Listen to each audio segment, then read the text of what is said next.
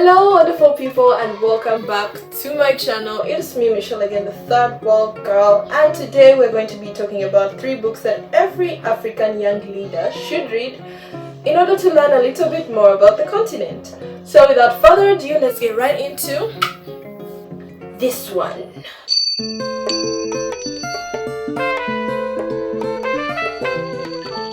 Really quickly, I have to remind you guys to drink water because you will literally dehydrate if I don't remind you.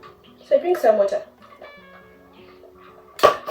Going into book number 1, Dead Aid by Dambisa Moyo. Every time someone asks me for book recommendations, I recommend this book and I don't intend to stop recommending this book.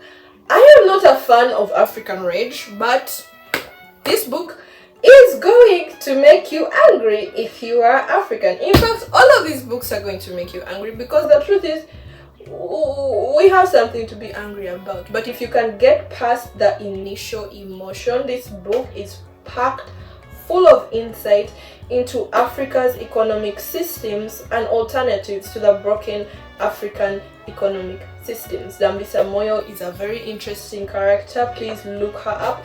By the way, I will be leaving links to all these, to PDF versions of all these books in my description below. Dambisa Moyo is a very interesting African character and author, and I think Dead Aid is a great book to teach you about the economics of the continent, how it works, how our economic systems were set up historically. What I love most about this book is it presents alternative economic models for the funding of African nations and economies. Love this book, great read, pretty light read. You could knock this out in like a day or 2. So yeah. Book number 2 is one of my favorite and least favorite books of all time.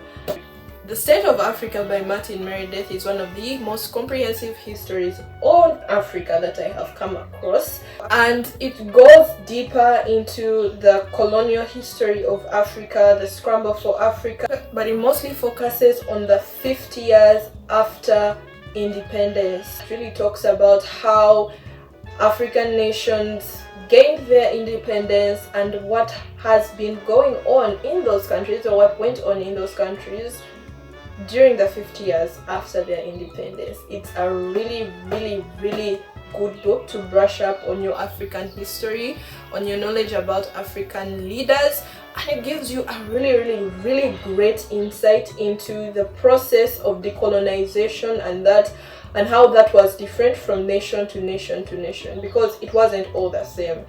This book taught me about the Gold Coast experiment and how Ghana's decolonization journey differs greatly from that of the Congo, or from that of Kenya, from that of Uganda.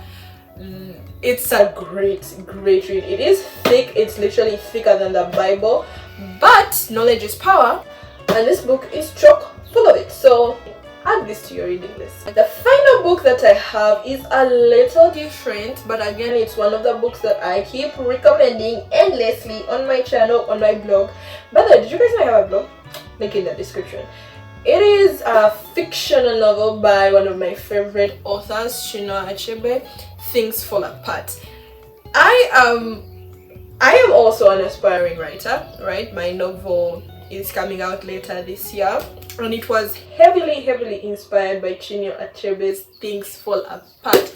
This book is a fictional story about a man just living his life during colonial times, but colonialism, interestingly, is not a major theme in his life. He has his own things going on, his own problems within his own culture, within his own context, within his own community, and that's what I love about this book. This book really adds nuance to the story of Africa during colonial times, where colonialism wasn't all that was going on.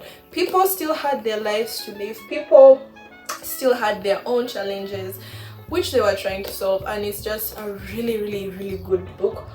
Warning, the ending is heartbreaking, but I love a good tragedy.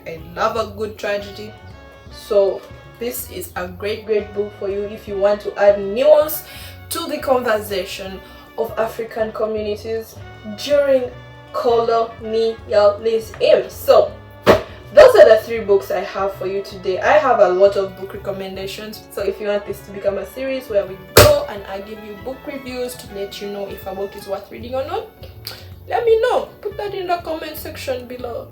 If you have any good book recommendations for me and for your fellow African readers and lovers of literature, leave them in the comment section below, and I will see you guys right here next time on my channel. Bye bye.